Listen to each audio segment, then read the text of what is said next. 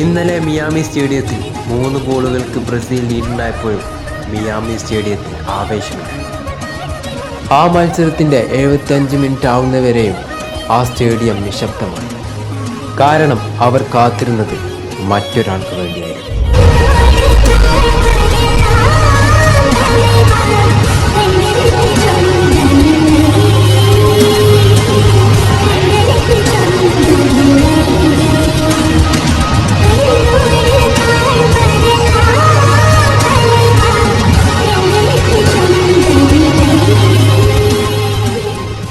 Hi, ഇന്നലെ നടന്ന Scotland versus Brazil മത്സരത്തിൽ എതിരില്ലാത്ത 3 ഗോളുകൾക്കാണ് ബ്രസീൽ വിജയിച്ചത്.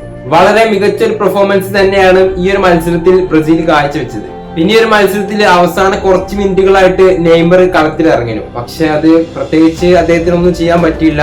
എന്തായാലും അടുത്ത മത്സരത്തിൽ പുള്ളിക്കാരൻ സ്റ്റാർട്ടിംഗ് 11-ൽ ഉണ്ടാവും എന്ന് തന്നെയാണ് നമ്മൾ പ്രതീക്ഷിക്കുന്നത്.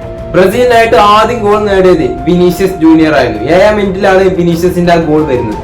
ആ ഗോളിലായിരുന്നു ആദ്യം ലീഡ് ചെയ്തുകൊണ്ടിരുന്നത്. അതേസമയം ലാസ്റ്റ് മിനിറ്റ് വെച്ച്, അതായത് ഫസ്റ്റ് ഹാഫിന്റെ ലാസ്റ്റ് മിനിറ്റിലാണ് വീണ്ടും വിനീഷ്യസ് അടുത്ത ഗോൾ നേടുന്നത്.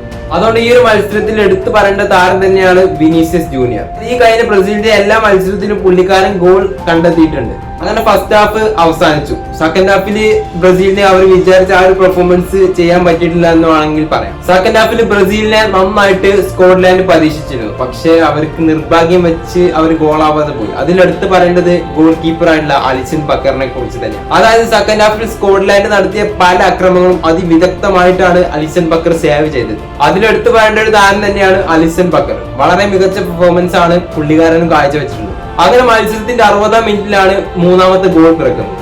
മാത്യൂസ് കുൻഹന്റെ വകയായിരുന്നു 3ാമത്തെ ഗോൾ. അത് വളരെ മികച്ചൊരു ഗോൾ തന്നെയായിരുന്നു ആ ഗോളും. പിന്നെ അവസാനം 75-ാം മിനിറ്റില് നെയ്മറൊക്കെ കളത്തിലിറങ്ങി. പക്ഷെ പ്രത്യേകിച്ച് പിന്നെ അവർക്കൊന്നും ചെയ്യാനൊന്നും പറ്റിയില്ല. പക്ഷെ എന്തായാലും വളരെ മികച്ച പെർഫോമൻസ് ആണ് ഈ ഒരു മത്സരത്തിൽ അവർ കാഴ്ചവെച്ചത്. എന്തായാലും അടുത്ത മത്സരത്തിൽ ബ്രസീൽ വളരെ മികച്ച ടീം തന്നെയായിരിക്കും. വളരെ തന്ത്രമായിട്ടായിരിക്കും ബ്രസീൽ അടുത്ത മത്സരത്തിൽ ഇറങ്ങാൻ പോകുന്നത്. സോ അപ്പൊ എന്തായാലും വീഡിയോ ഇഷ്ടപ്പെട്ട ലൈക്ക് ചെയ്യുക. നിങ്ങളുടെ അഭിപ്രായം ഒപ്പീനിയൻ താഴെ കമന്റ് ചെയ്യുക. വീഡിയോ ഇഷ്ടപ്പെട്ട ഉറപ്പായിട്ടൊന്ന് ലൈക്ക് ചെയ്യുക. അപ്പൊ എന്തായാലും അടുത്തൊരു കിടിലൻ വീഡിയോ ആയിട്ട് കാണുന്നവർക്കും എല്ലാവർക്കും